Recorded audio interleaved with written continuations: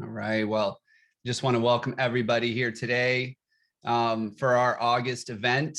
We've been doing these virtual events every month now for a little over a year, and we get great feedback, great response. And I'm just excited that you're here with us today because we have a great guest speaker who's actually going to be doing something a little different for us. Often we have speakers that come in and speak to employers and talk to employers about how they can hire better people and hire more people and deal with the hiring issues that they're having. Today's speaker, who we'll introduce in just a few minutes, is actually going to be here to talk to job seekers about what they can do to better their job search and find that dream position they've been looking for. But before we get into that, I want you to meet our board. I want you to learn a little bit more about us.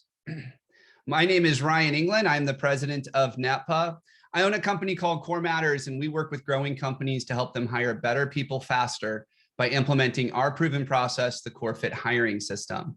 Our focus is primarily in the blue collar industry and helping them find frontline employees. So those employees that are $30 an hour and under, we help them implement our system so that they don't have to worry about finding good people to join their team.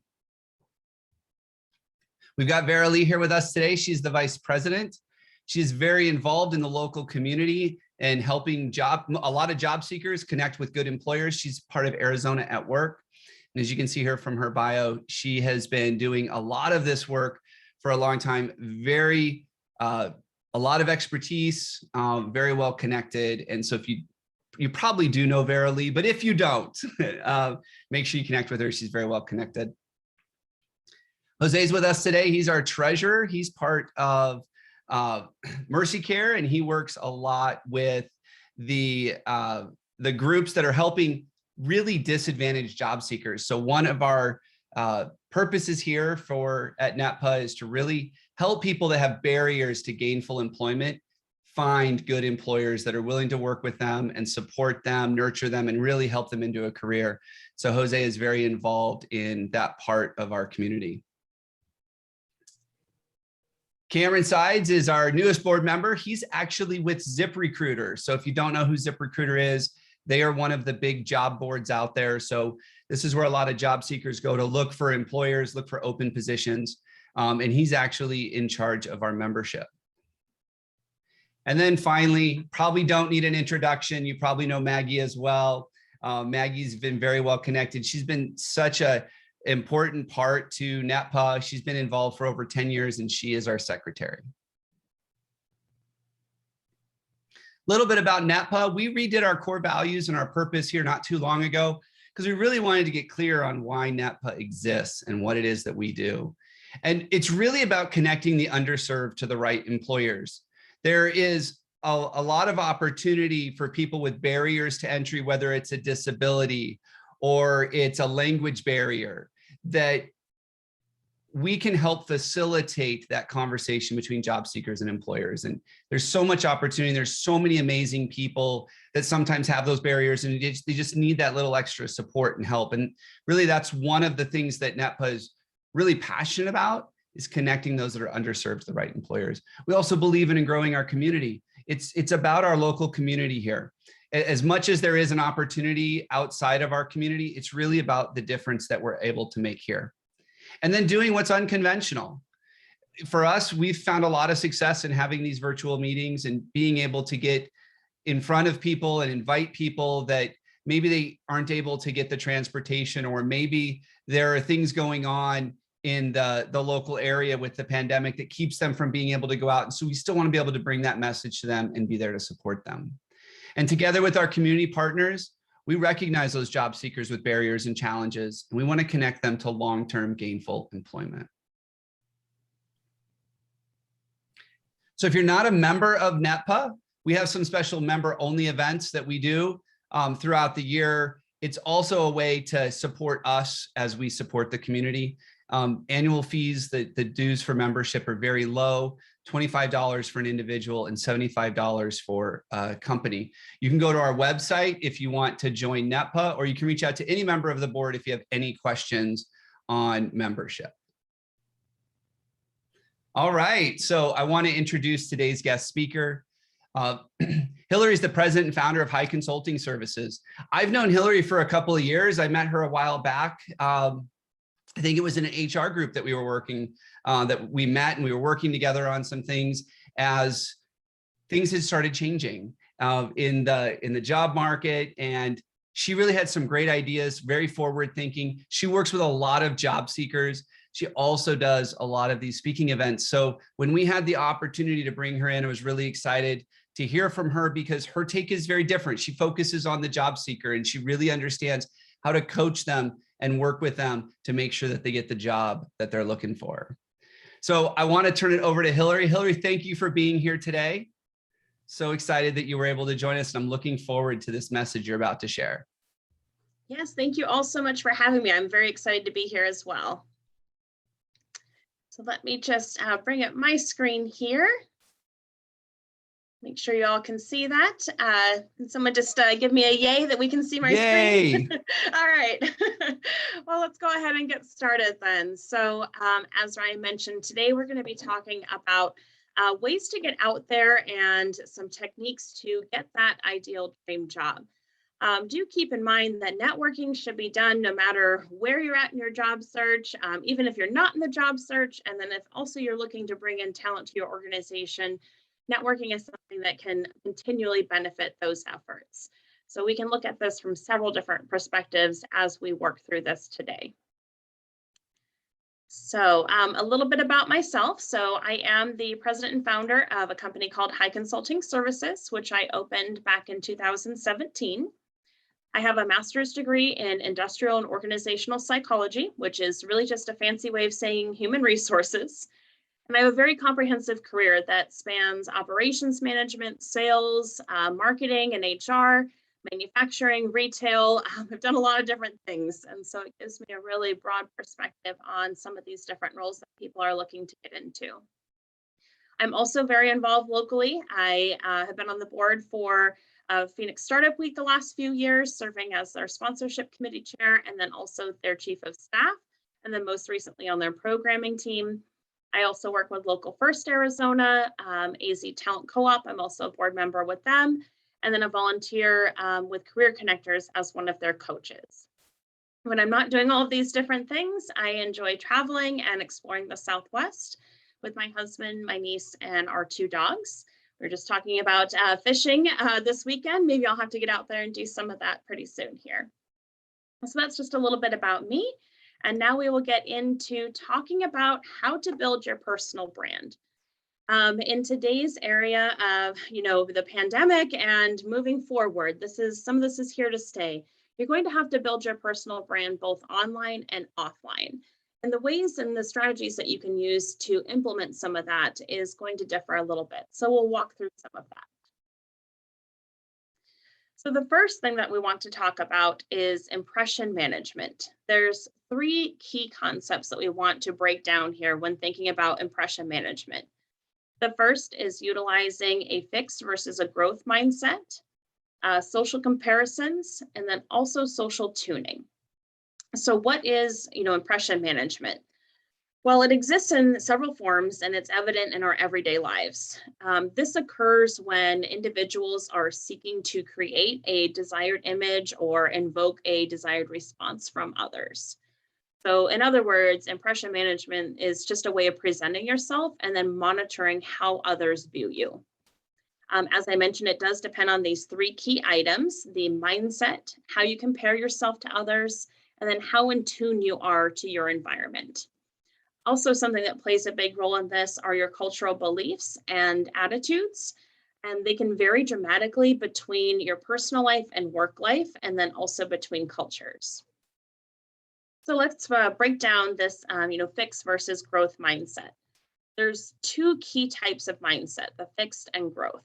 Modest cultures tend to encourage a very fixed mindset, while cultures of positivity have a growth mindset. And those who take on a mindset of growth, they will be better equipped to succeed professionally, whether it is as an employee, an executive, or even as a business owner. So I'm going to use a personal example here to kind of give you an example of what the difference is between a fixed and a growth mindset.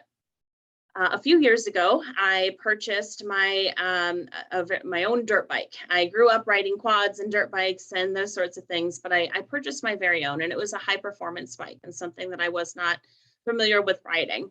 But I brought it home, I got off the trailer, we had it in the street, and I was like, I'm getting on this thing tonight. I can't wait to take it out into the dirt. I'm going to ride it down the street.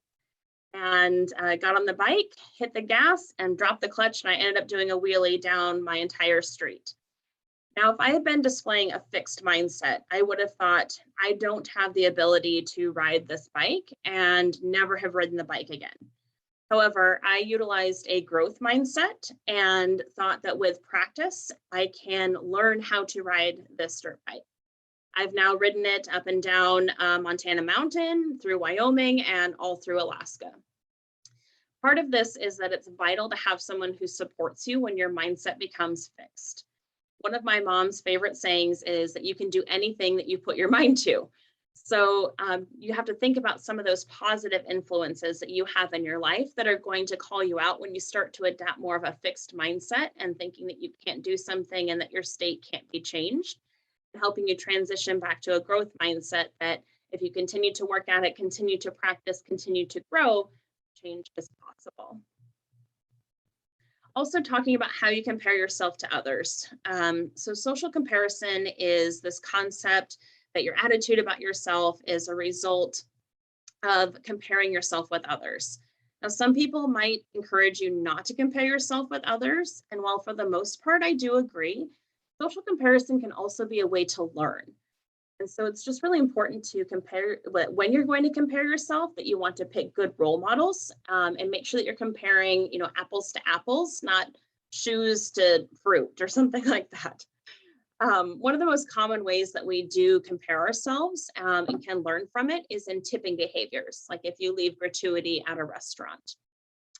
Time Magazine did a study on this a few years ago and published the differences between cultures and their tipping behaviors. In New Zealand, tipping is extremely rare, and in Japan, the absence of a tip is actually most courteous. But in the United States, we differ very much from those two other cultures. So again, everybody is looking for these social comparisons to measure ourselves compared to other people and to justify whether or not our behavior is appropriate. We just, again, want to make sure that we are using the right role models to justify our social comparisons. The last part is the social tuning. And in my opinion, it's the most valuable secret to achieving professional success. So social tuning is a phenomenon that occurs when you adapt another person's attitudes or behaviors. So typically in a professional environment, this will occur between like leadership staff and their employees. But social tuning usually transpires because you feel a liking to another individual and you want to be accepted by that person or group. So this could happen when you meet someone for the first time or with people that you know well. Sometimes you will adapt to a situation subconsciously and not even realize that it's happening, but it can also happen on a conscious level. So I'm going to use another personal example of how this can happen on more of a conscious level. But I've always been somebody who has a pretty strict exercise routine. I would go, wake up, go to the gym. I went through my same routine and then I left the gym and I did this all on my own. I did not like to work out with other people. And while I was working for a veterinary clinic, the owner wanted to encourage the staff to take care of their health and purchase a gym membership for all of the employees. Wow, if you're an employer, it's like one of the best benefits that employees can have. And he encouraged all of us that already had an exercise routine to invite our colleagues to go to the gym with us. And he actually really liked working out in groups. So I adapted my employer's attitude and behavior for exercise because I wanted to be liked and I wanted to be part of the group. And you know what? Working out in a group was not so bad. Now I do Zumba classes. So social tuning, it allows people to learn about themselves while also interacting with others. We will adapt our own views to match those of the people surrounding us in order to develop meaningful relationships. And then these relationships can play an integral role in developing your self-esteem and self-concept. The next thing that you guys will all want to pay attention to is this elevator pitch formula. So this is something that I came up with to work with my clients. One of the first things that you're going to be asked as you're going through your self-promotion, the networking, looking for a job is this tell me about yourself question, right? It's usually the number one thing. Ryan started off things today by talking about who he is, what he does, and then introduced the board with each one of their personal blurbs about what they do. And you're going to need that too. So again, this really comes to both the job seeker side and those who are in talent acquisition. You want to start by summarizing your background. So, where are you from? What is it that you do? What do things look like? What are some of your hobbies and interests? And then explain what it is that you're doing right now. So what does today look like for you? Go from talking about your background to how you got to today and what's in the present moment. The next thing that is most important is that the person you are talking to, they want to hear what's in it for them, right? Why are you worth them getting to know? So that's we call it everybody's favorite radio station, right? WIIFM. This is where you want to explain to them, what do they gain from knowing you or getting to speak to you? What is it that you can offer? How can you help them? And then lastly, engage with a question. You want to try and continue the conversation. You can follow it up with, tell me about yourself. Maybe ask how you can help them. Start talking about hobbies and interests to create some type of similarity between the two of you. This is how you craft your elevator pitch, right? And it shouldn't be very long. It can just be a minute or two. They call it an elevator pitch because you should be able to deliver it in an elevator ride, which might only be 30 seconds. So it doesn't have to be very long or in-depth. It should just give sort of a broad picture about who you are, where you came from, what's happening today, where you want to go, and then what that person gains by knowing you. The most important piece of this is to practice. Practice with your friends, practice with your family, practice in your car, say it to your dogs. Just make sure that you continue to practice it. The last thing that you want is to be in that ideal situation where the right person is asking you to tell them about yourself, and you're unprepared with that response, right? Or you're stumbling over your words to explain who it is that you are. We want this to be clear, concise, and easy for you to give at a moment's notice. So start working on crafting this pitch, maybe 5 to 6 sentences.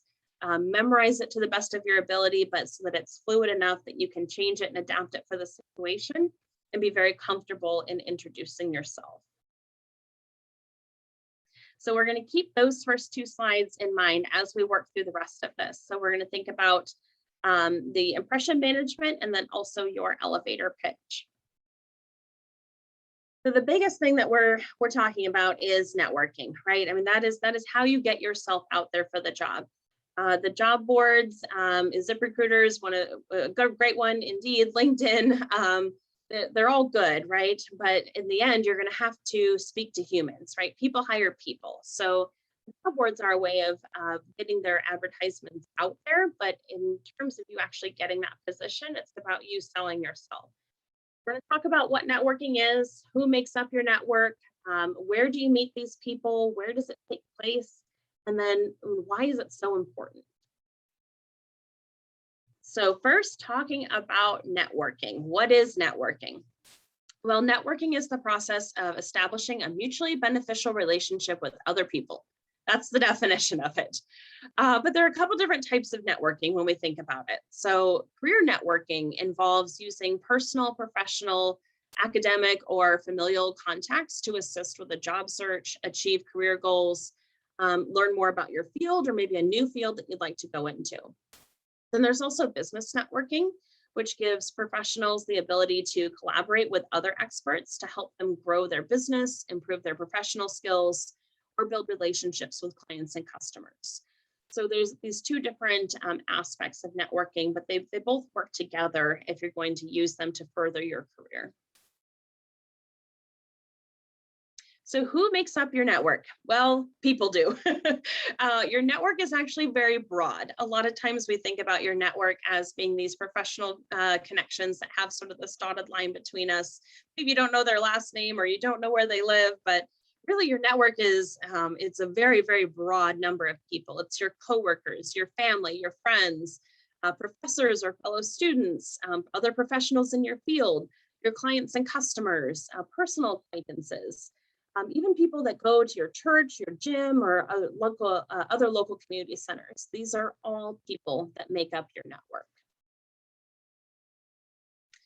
And so where do you meet people? I don't know if we have any basketball fans on the call today, but I picked this image for a particular reason. And that is, when we talk about networking, a lot of times we picture this room with like beige walls and cocktail tables and, appetizers or hors d'oeuvres. And that's what we picture as these networking events. But you can meet people anywhere.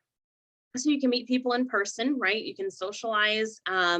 That's one of your best chances of being able to meet people. It can be at company mixers, corporate retreats, community events, basketball games, right? Go Suns. 2022 is our year. But all of these are different ways that you can meet people in person. And then you can also meet people online. Social media is a really effective way to get to know important contacts better. And it doesn't have that pressure of the face-to-face meeting that you might not be prepared for. With online networking, you can also seek out like-minded professionals or key contacts that you would like to get to know better. LinkedIn is a great way to do this. Google+, Twitter, there's a whole bunch of these different platforms.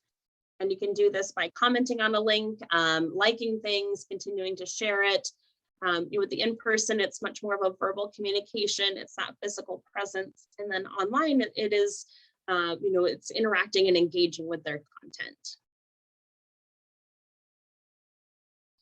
So when does networking happen? Well, you might have heard the phrase that you should always be closing as it relates to sales roles. Well, you should always be networking. Always, always, always be networking. This is an open 24 hours event. Follow up with the people that are on the call today. Follow up with me as your guest speaker. These are all opportunities to expand your network and get to know someone new. And you don't know who they might also be connected to. So it's really, really important to always have networking at the front of your mind. So why is networking so important? Well, networking allows you to access the opportunities that you might not be able to find on your own. At its core, that's one of the reasons that networking is so valuable to you as an individual. It also gives you the opportunity to help others, which again, then gives you those opportunities that you might not be able to access on your own. By helping somebody, you can also help yourself.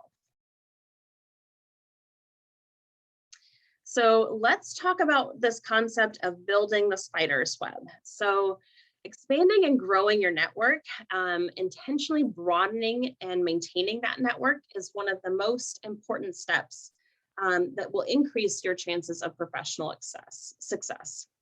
So we call this building the spider's web, or at least that's what I call it, where you sort of have, you have yourself, and then, the two people that are connected over here, and then they know three people that are connected over here.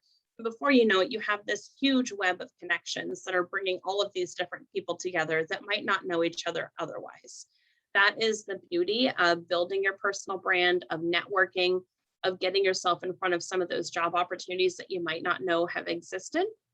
And then also getting yourself in that door for the interview, making the best impression.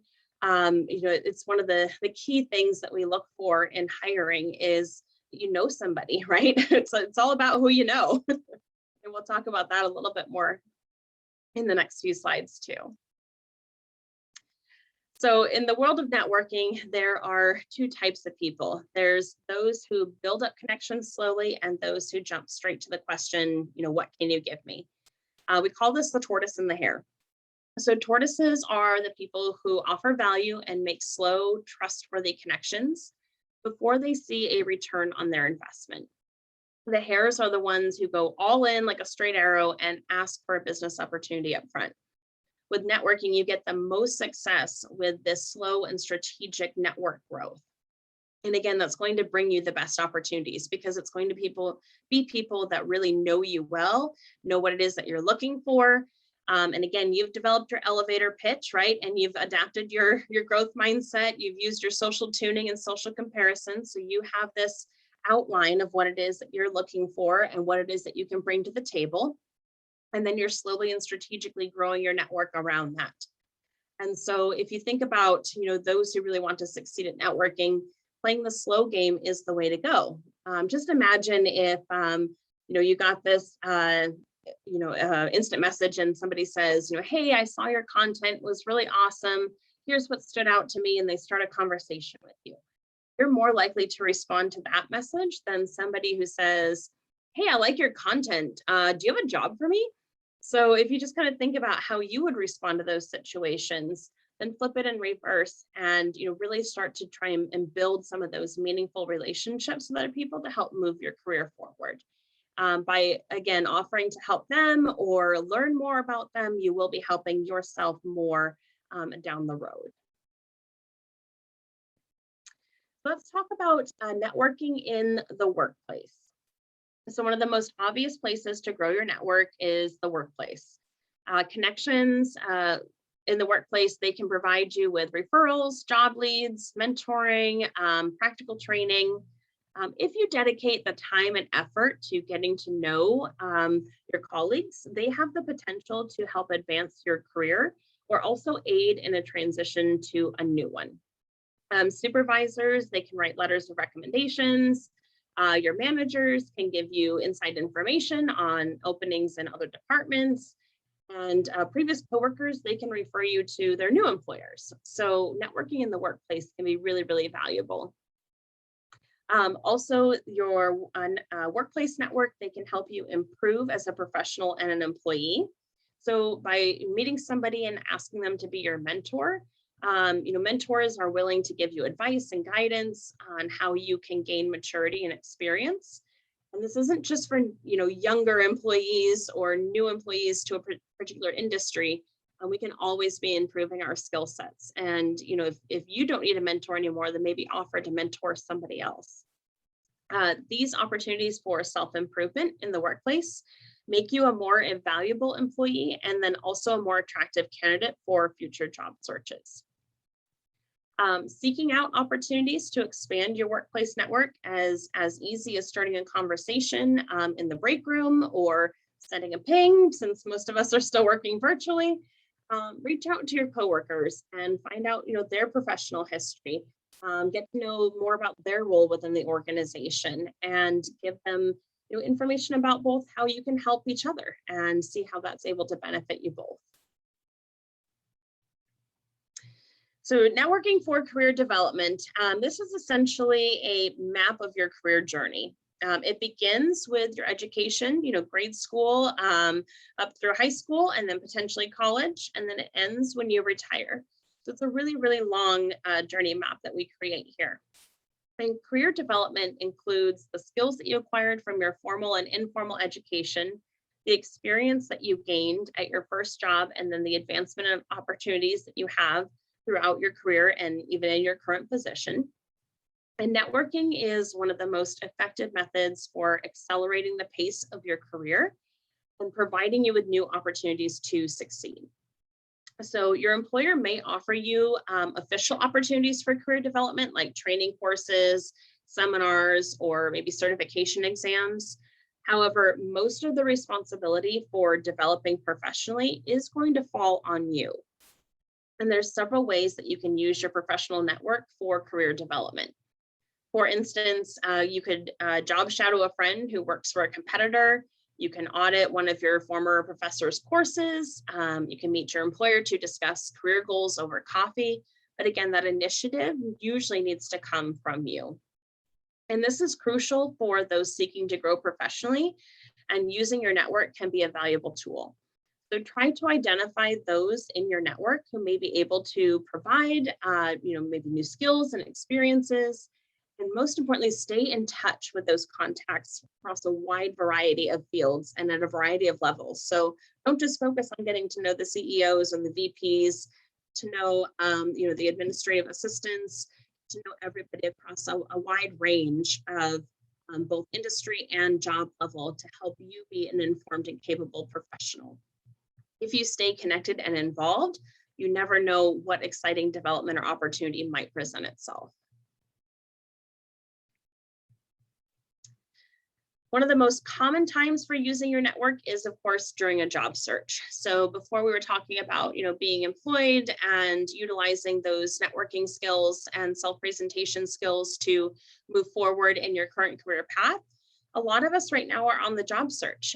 So you may still be employed and you're looking for a new opportunity, or you're unemployed and looking to rejoin the workforce.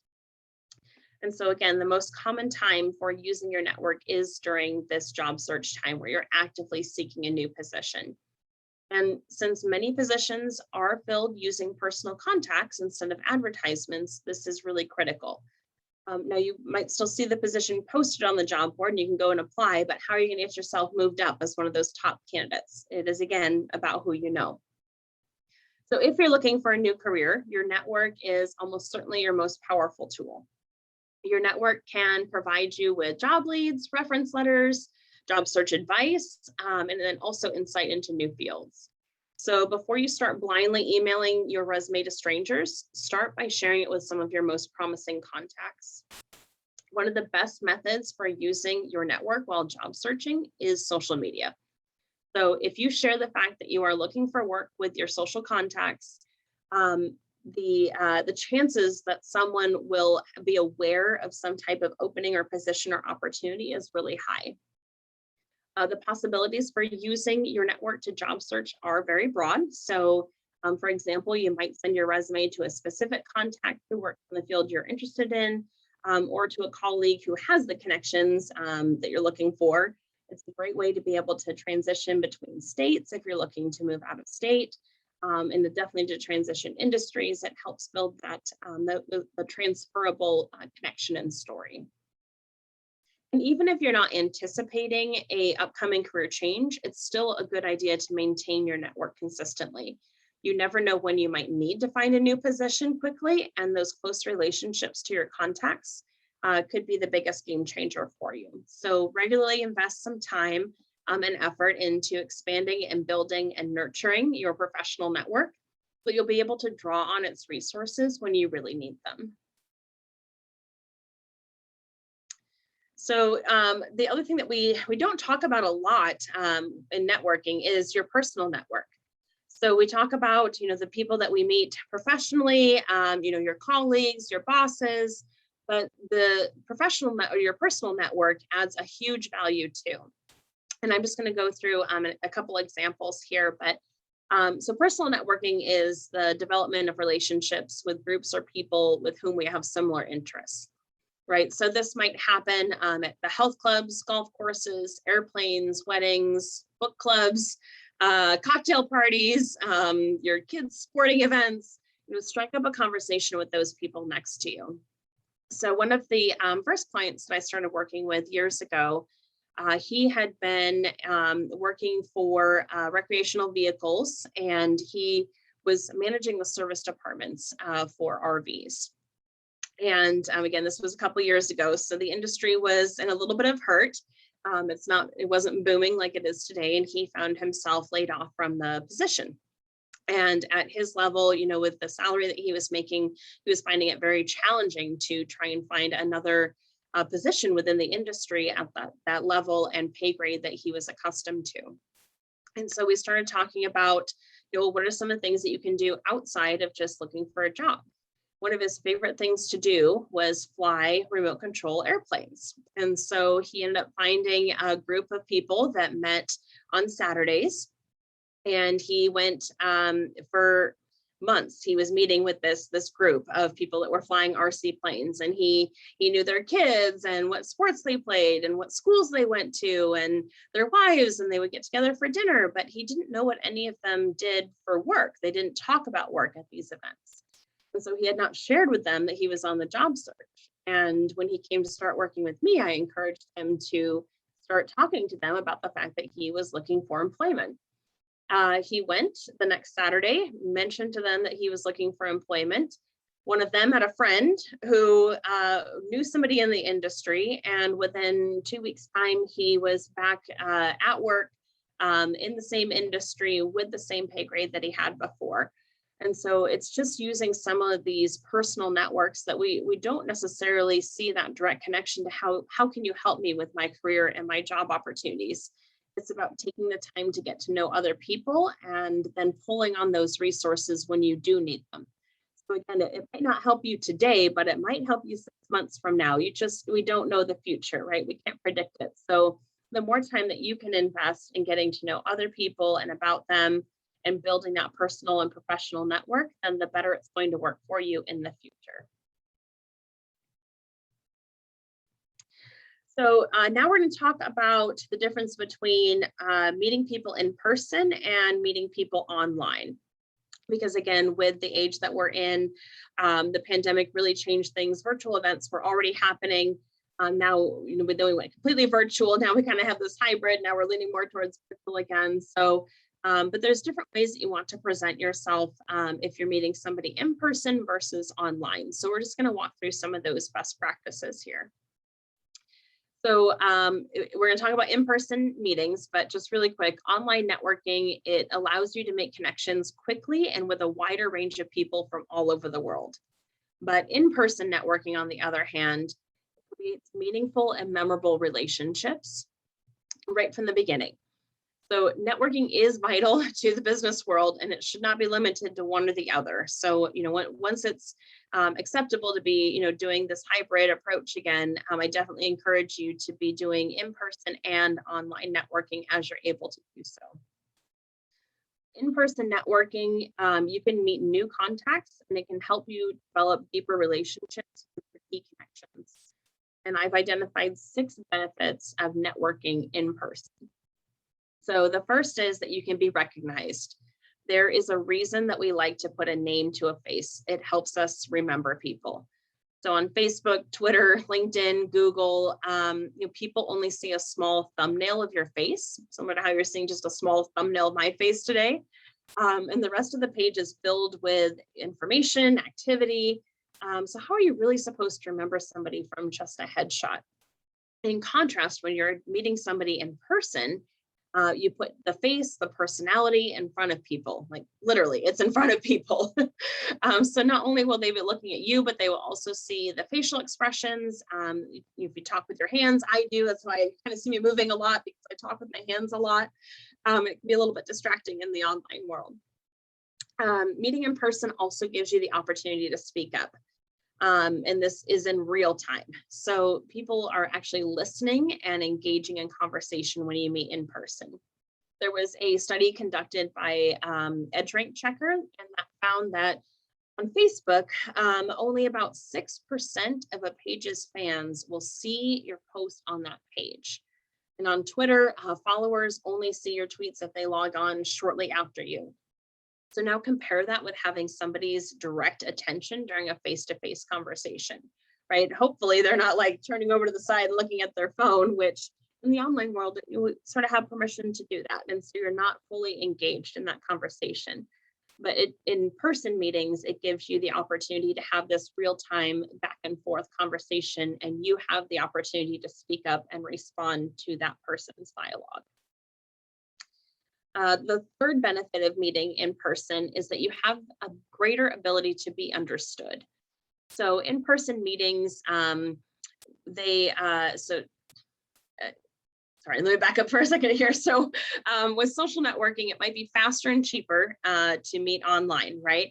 But with those online interactions, only 2 of these 6 things that we're talking about right now can actually help build those relationships in the online world.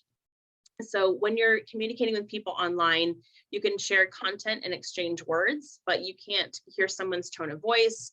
You can't see their facial expressions.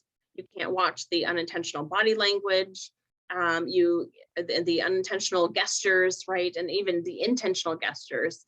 And so we're talking about networking in a virtual world as it relates to the social media platforms. It's all very programmed, it's recorded, it's presented to you, right? Whereas the in-person networking is more candid, and you have a greater ability to be understood. The fourth thing here is that you can share your knowledge. So by speaking up and being understood, you have the opportunity to share your knowledge with people in person. When you're talking to somebody in person, you don't have to be the most experienced person. You don't have to be the authority on the subject. You have that by simply just showing up and being there. People will want to hear you and get to know you just because you are in the room. But online, you have to capture your audience before you can even share anything with them. So unless you happen to be like a sought after authority or subject matter expert, it means that you have to be promoting yourself through blogs and ebooks and podcasts, your website, and so much more. It's a lot of time and energy that goes into just building that audience before you can actually start sharing things with them. The fifth thing that we still have not been able to really replicate in the online world is finding chemistry. There's just this intangible aspect of human relationships, which social platforms, they haven't been able to capture, and that's chemistry. Some people just click, right? We've all hopefully had that feeling at one point or another. And especially if you're looking for like a mentor or a mentee, an employee, an investor, chemistry is really vital. And it's really difficult to learn or teach or get excited about things without having it. And right now, the only way that you can really find out whether you'll hit it off with someone is by meeting them in person. Receiving a friend request just doesn't really come with that same spark, you know? And then the sixth thing here, I'll walk through this with another example too, because you actually meet a larger variety of people. You meet different people when networking in person than you do online. So let's consider what happens on Netflix, right? So among the rows of movies and films, you're going to be shown things that are based on your ratings and your viewing history. So if you've just watched Pride and Prejudice, then Netflix is going to show you a host of chick flicks. And if you consistently rate horror movies really highly, then they're probably going to show you a plethora of heart-pounding thrillers. And LinkedIn does the same thing as Netflix. It's a social site that shows you the people who work for your similar company, work in your industry, or in similar positions. But when you're networking in person, you don't know and you have zero control over who's going to be in that room. And so meeting somebody that you might not have anything in common with is where some of the best connections can come from, right? You're from different industries, different companies, different backgrounds, with some of the greatest opportunities to truly network. So those are some of the benefits that I've identified for meeting in person. Also, with meeting in person, it comes with having the right attire, right? You want to be looking at dress codes for events, presenting yourself well. Definitely wear pants, right? With online meetings, you don't always have to wear pants. But with in-person meetings, there is a little bit more prep that goes into what you should bring, how you should present yourself, and then the follow-up afterwards is also really important too, because that's usually going to happen in a virtual world. So now let's get into these online and virtual meetings. So as we just talked about with the in-person meeting, with virtual meetings, you can join various discussion groups and community forums covering a really wide variety of subjects. Some of the benefits of meeting virtual is that you can sort of break the ice with somebody before meeting them in person, and you can sort of be passively engaged. You can listen and participate as you wish. There are three major benefits that I've identified to online and virtual meetings. So the first one is that you can expand your network from anywhere. There's no travel required, right? So there's no car, no worries. It's one of the biggest advantages to online networking is that you can do it from anywhere. You can do it from your office, you can do it from your living room, and also no travel means a big savings in time, right? So it's not just money, but it's also time. And so it's no surprise that a lot of businesses are transitioning to these web conferences. And I mean, look at what we're doing today. This works great, right? None of us had to travel to try and get somewhere at 10 o'clock in the morning on a Friday. We could just all log in here and meet virtually. You also can establish yourself as an authority in your field. So online networking allows you to build your profile through networking. And then you can vastly expand the number of platforms where your voice can be heard. So I've mentioned, several of them throughout today, but LinkedIn, Google, YouTube, Twitter, right? You have this massive amount of platforms to be able to get your opinion and your voice and your expertise out there. And then the third thing that I think is probably the most beneficial to virtual meetings is that you can be the host, right? So you can host networking events. In-person networking events, they take time, money, resources, and a venue. If there's no good business networking groups or options in your area, then you've got to be able to find some way to fill that gap. And by going digital, anybody can host a networking event. And so it's one of the best things that we can do. Some of the best ways to connect with people are through LinkedIn. As of March 2020, there were 675 million LinkedIn members. Fast forward a year, and now there's 750 million LinkedIn members across 200 countries and regions, and more than 30 million companies on LinkedIn. And they also have over 20 million open jobs on the network. So it's a great place to be. If you're not on LinkedIn, you are missing out. And I do a whole separate hour-long presentation on LinkedIn and how to utilize that platform for networking and put yourself forward. But there's a few key things that you want, just to make sure that your profile is up to date. Use it to comment on updates, participate in groups, send personalized messages back and forth to people. It's one of the best ways to be able to connect and move your career forward in a virtual environment. The other thing is to invest in some virtual technology. So use a service like Zoom, like we're using today. You can have a free account and have virtual one-on-one meetings. And then they limit them, time-wise if you have more than 2 people on that call, but it's still a great way to be able to connect. Get a ring light, something like that, to be able to put some good lighting on your face and make sure that you're presenting well. And then also just be available. Use an app like Google Hangouts or Skype. Even Calendly is good, so that you can send somebody what your availability is to put some time on your calendar and catch up with you.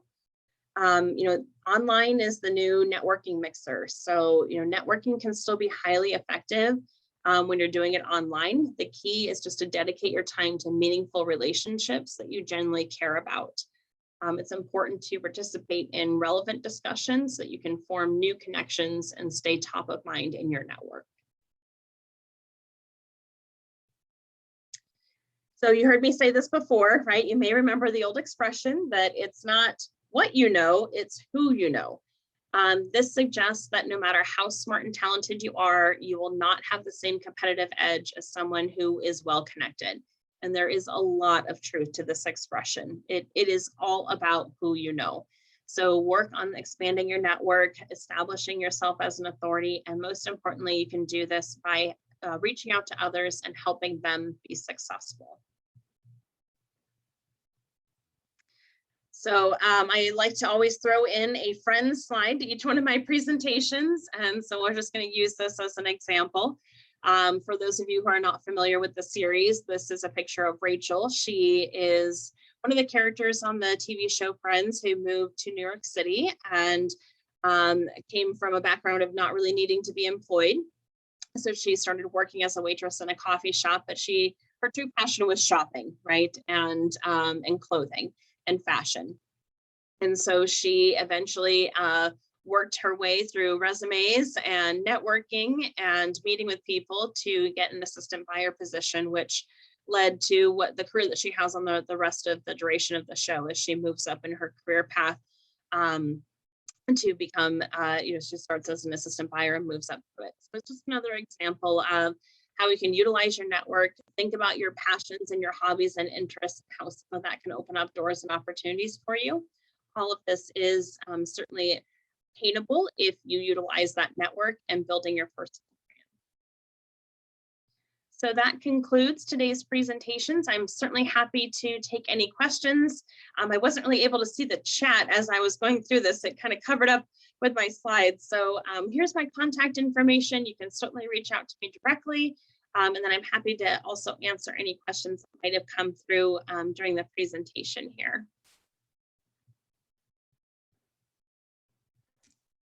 I didn't see any questions come in. Oh, there it is. It was on my other screen. Okay. So I think that means you did a really good job. Really enjoyed it. You answered everybody's questions. If anybody has any questions, throw them in the Q&A, raise your hand. We've got Hillary here right now, so I'd love to have her help you out if you have any of the questions like that.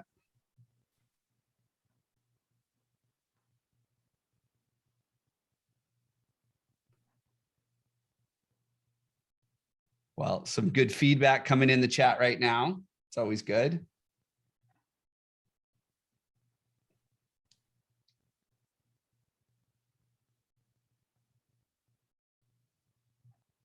All right, there's one for you, Hillary.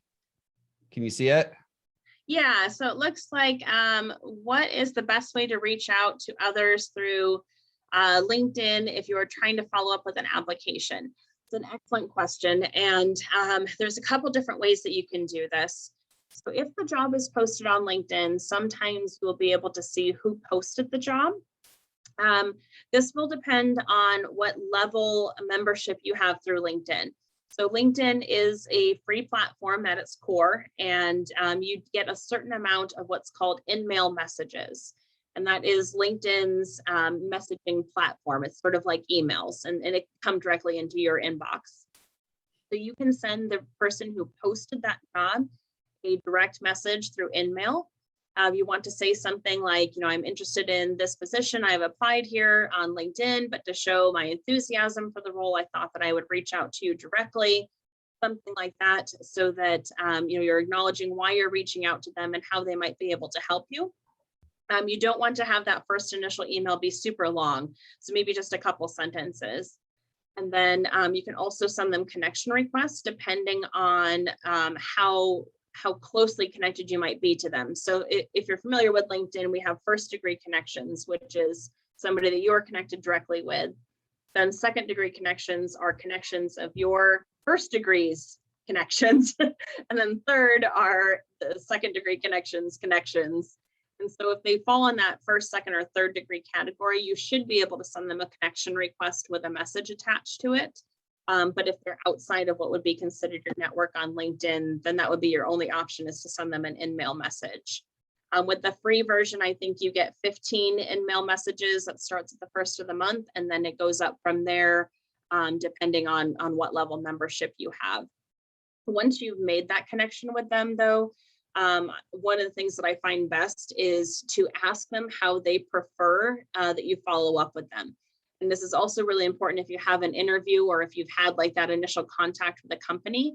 If they've contacted you with a phone call, then that is your indicator that they prefer to use phone communication. If they've sent you an email, that's your indicator to follow up with an email. So just, be mindful of how they're reaching out to connect with you, and then reciprocate that in response, or just ask them directly how they prefer to be followed up with. So that way you're sure that you're still staying in front of them. So it looks like another one here. A lot of employers ghost you or don't even bother to give you an update after having an interview. Is it worth the time to follow up? My personal opinion is yes, it can be the difference. Ghosting happens all over the place, and it's become really a part of our society. It doesn't just happen in job searches. And to be honest, it happens on both sides of the job search. It's just more frustrating for you as the individual, depending on which side you're in. But we've got some talent acquisition people on the call here. They can tell you that just as often as employers are not following up with candidates are not showing up to interviews, not showing up to their first day of work. It's become a real nightmare out there. And this was happening even before the pandemic. But just to kind of give you an example of how much this has changed in society and the way that we live. If you think about getting a package delivered to your house today. So I was on a call with somebody, this was months ago, and she had a package delivered to her door, and they were knocking on the door, and she's like, oh, it's just Amazon, like they'll go away. And they're continuing to knock on her door, and it was actually somebody trying to deliver a package to the wrong house and it needed a signature. But like, that's how we respond to people delivering packages today, is that you just leave it at the door and I'll come get it when it's convenient for me. But I mean, 10, 15 years ago, even, you had a package delivered, and grandma would call you before to say, hey, I'm sending a package, or I'm sending you a card, like make sure you check the mail, and you're waiting for it, and you're excited when you get the box to see what it is. And so all this has just sort of really changed over the last few years, that we almost have like this passive, non-engaging relationships with each other, which is one of the reasons that I found this presentation to be so valuable, because if you are the person who is following up, who is making that extra step and effort to be engaging, then the more likely it is that somebody is going to reciprocate that and be engaging with you. So if you're being ghosted, I would absolutely, don't hesitate to try and reach out to them and get yourself in front of them. It could be something as simple as a spam filter being set, and that's why they're not responding to you. So a lot of times it is best just to follow up and take the time. In the long run, it really doesn't take that much time to follow up with them, and it could make or break whether or not you're considered for the role. Great questions.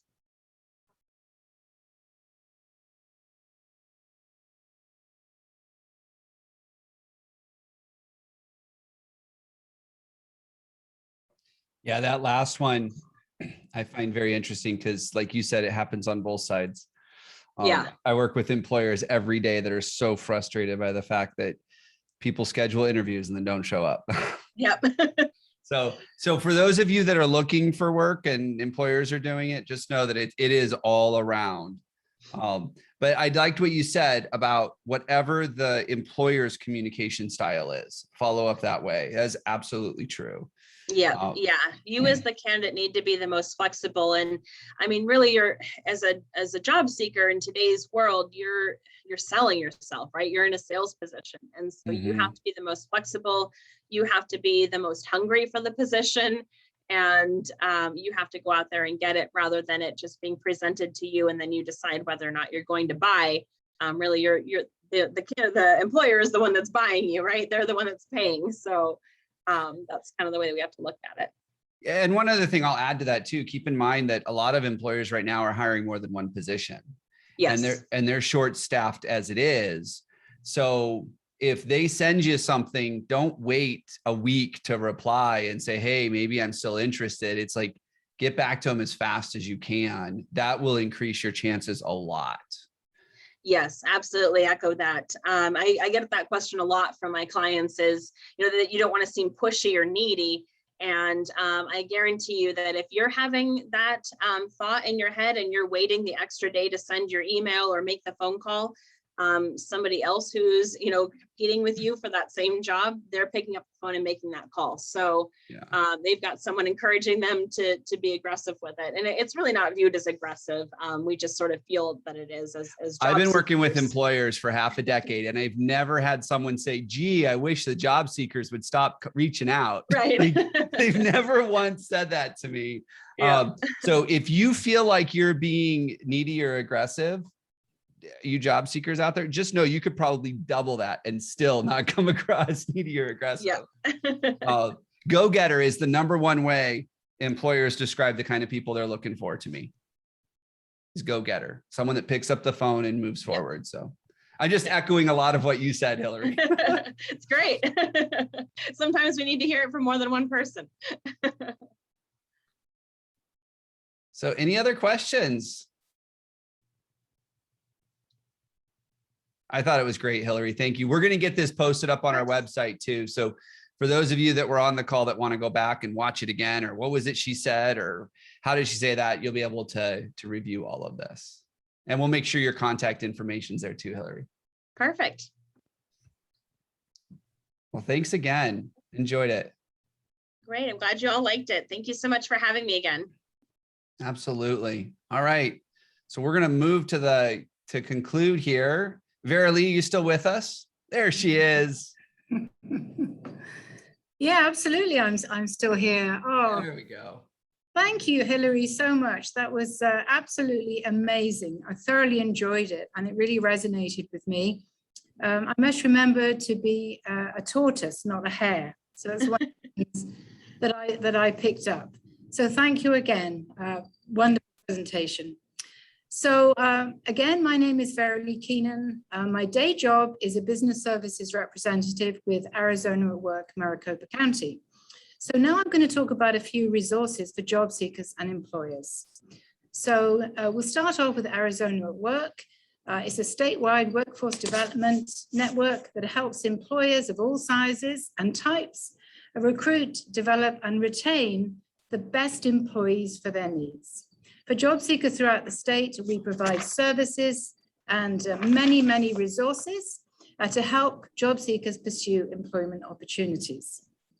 So Arizona at Work, Maricopa County, which is who I work for, we have career centers in Glendale and Gilbert.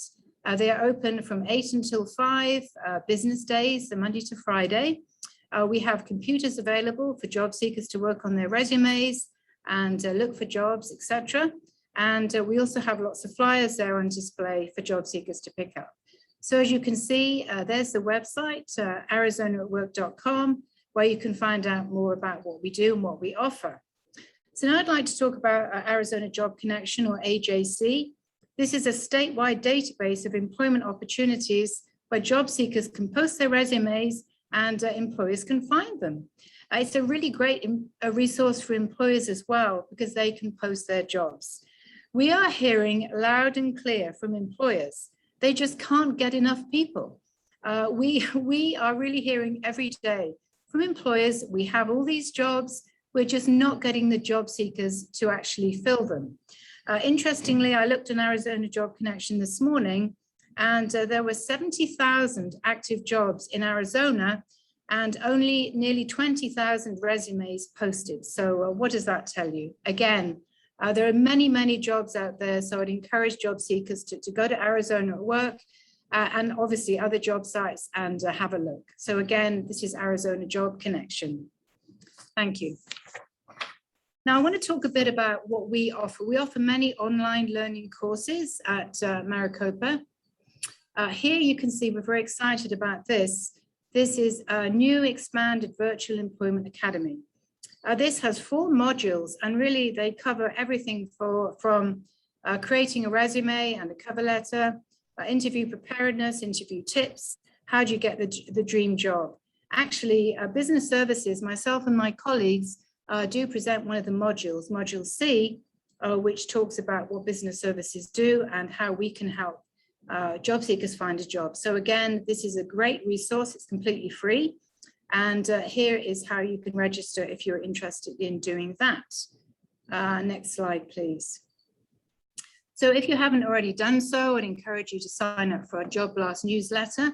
It's great. It comes out twice a week. Job leads come directly to your inbox.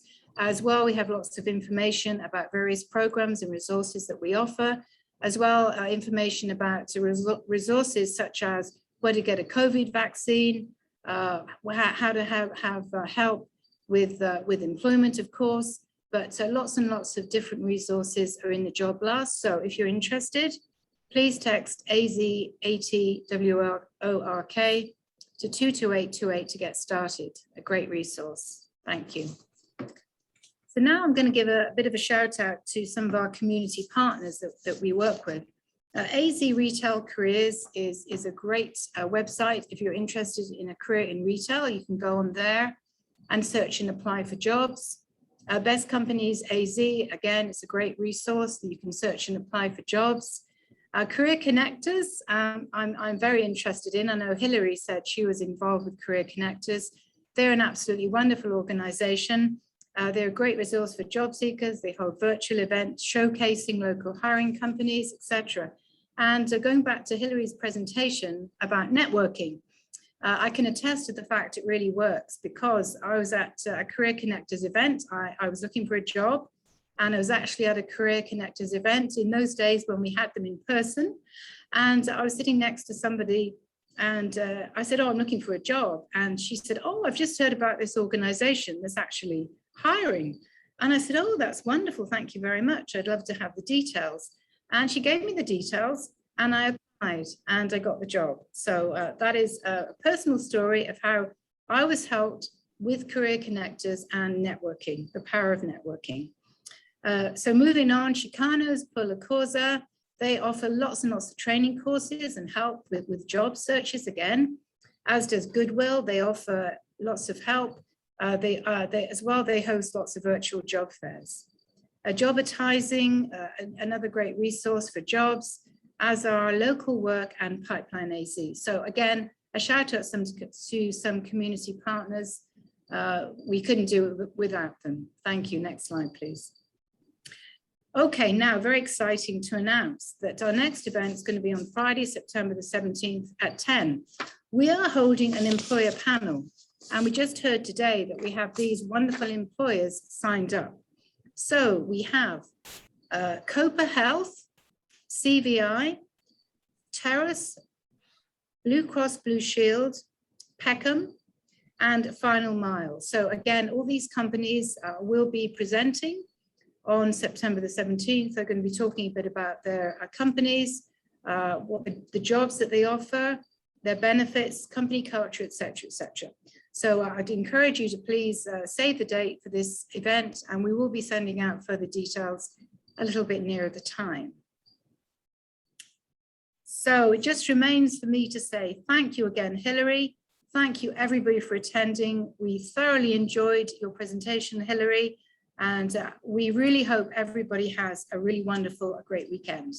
Thank you very much.